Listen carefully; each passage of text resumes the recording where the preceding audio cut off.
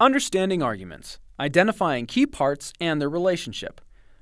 Now that you know that critical thinking requires you to step back and carefully examine claims and arguments logically, we can dig a little deeper into what that means. As you know, critical thinking allows you to apply reason or logic to evaluate something you read, hear, or see. Most often, people use critical thinking to evaluate an argument someone has made. By thinking critically about an argument, you can analyze the argument and conclude whether you think it's right or wrong, strong or weak. But before you can analyze something you've heard or read, you must first know whether it's even an argument or not.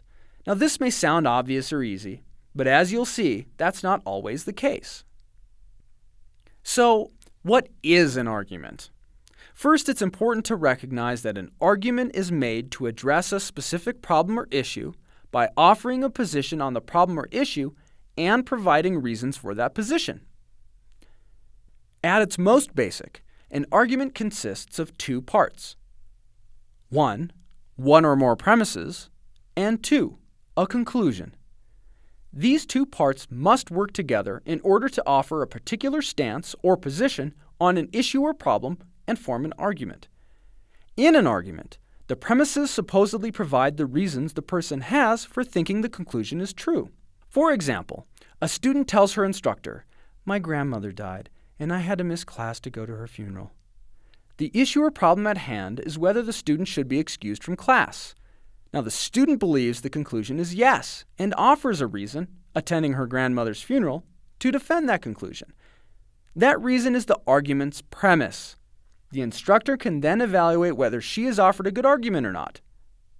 To evaluate means to do two things.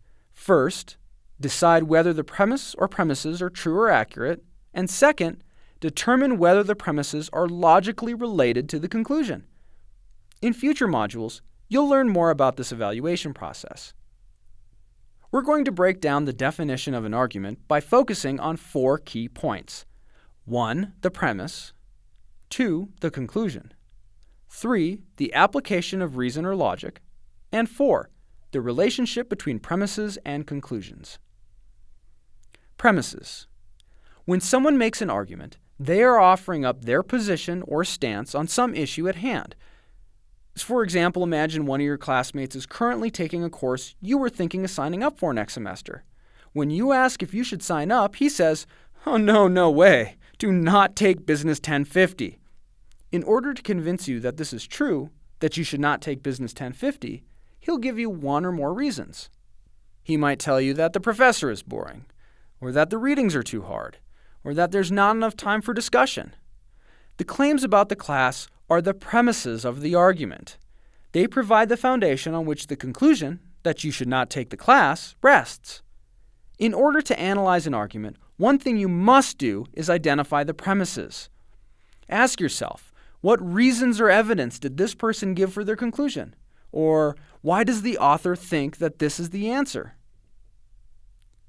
Sometimes, the person making the argument will make it easier on you by using keywords or phrases that indicate a reason. Because, due to, as shown by, given that, and so on.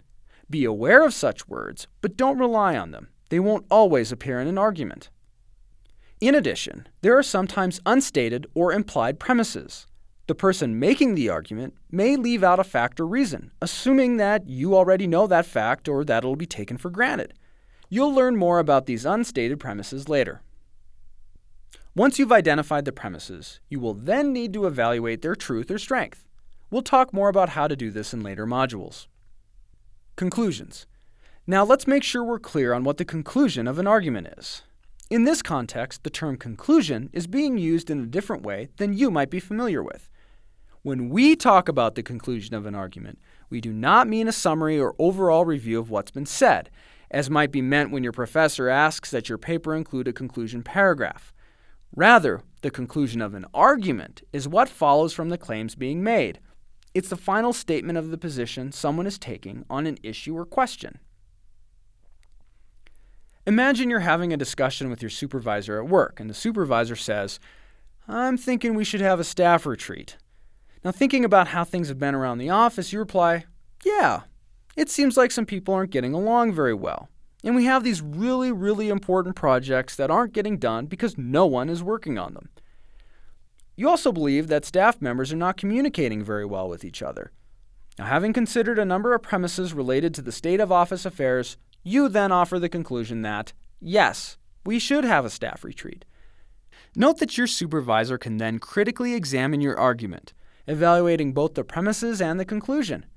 He may agree that your premises are true, but that does not mean that he necessarily needs to agree with your conclusion. He may decide that your premises do not provide enough reason for having a staff retreat and losing time and productivity by taking a day away from regular tasks, or that there's a better way to resolve the office tensions that you've identified. Reason. In making an argument, an individual relies on reason or logic to defend a particular conclusion, rather than on emotion, intuition, or instinct. For example, an employee who tells his boss, "Please give me a raise. I really need to make more money so I can buy a bigger house," is trying to appeal to his boss's emotions, hoping the boss might feel bad for him. And whether he needs a bigger house or not, the employee is not really offering an argument as to why he should get a raise. He's simply trying to persuade his boss to agree with his desire. In order to actually make an argument, the employee could outline his workplace accomplishments, projects he's initiated, deadlines he's met, and other concrete reasons that could justify a raise. Now consider the defense attorney who, pointing to his clean-cut, well-dressed client, asks the jury, "Tell me, does my client look like he's capable of murder?" Is this an argument? Has the attorney offered the jury any actual reasons by which to draw the conclusion that he would like them to draw? That no, of course he's not capable of that? Certainly, the person paying the attorney likely hopes he has more to offer the jury by way of reasoned argument and evidence to defend a not guilty conclusion. Relating premises to conclusions. Remember the use of the term supposedly in our definition? A premise supposedly provides a reason for thinking the conclusion is true. When someone makes an argument, they believe the premises they offer justify or support the conclusion they've drawn. However, the point of applying critical thinking to arguments is to evaluate whether that is in fact the case. Does that premise really lead to the conclusion? If the argument's a good one, the answer is going to be yes. If it's a weak argument, the answer might be no.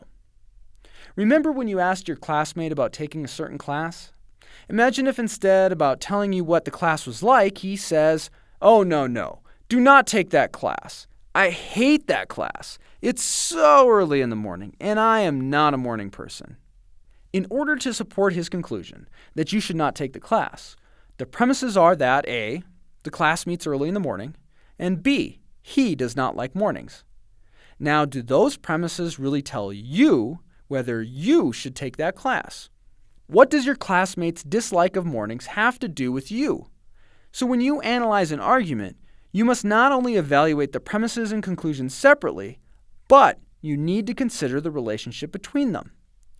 If the premises do not directly address the question at hand, in this case, should I take this class, then they do not really offer support for whatever conclusion is made, and therefore you have a weak argument. The missing link, unstated assumptions.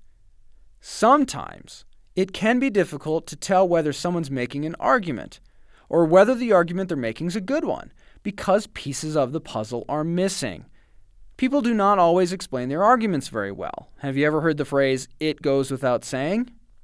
That "it" is an unstated assumption, a premise that, for some reason, is simply assumed rather than explicitly stated. For example, consider the following argument.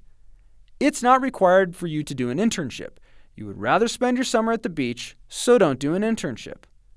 The unstated assumption here that goes without saying is that people should only do what they want to do. You want to spend the summer at the beach, therefore you should do that instead of getting an internship. In the example discussed earlier, when the lawyer asked the jury if they really believed his clean-cut, respectable client was capable of murder, he made the unstated assumption that people who look respectable do not commit murder. The problem with unstated assumptions is not that they are or are not true. The problem is, if they remain hidden, then your analysis of an argument is incomplete. Not all unstated assumptions will be true or accurate or reasonable. If you do not bring them out of hiding by figuring out when some piece of an argument is missing and fill in the gap, then we may miss a weakness or error in reasoning that can undermine the argument's conclusion. If you're the one making the argument, if you leave some premise unstated, someone else may fill in the gap for you, and they may not fill it with the same reason you would have used. In this case, you're allowing someone else to make your argument for you, to put words in your mouth that might not belong there. In both assessing and making arguments, you should always be alert to what is not being stated.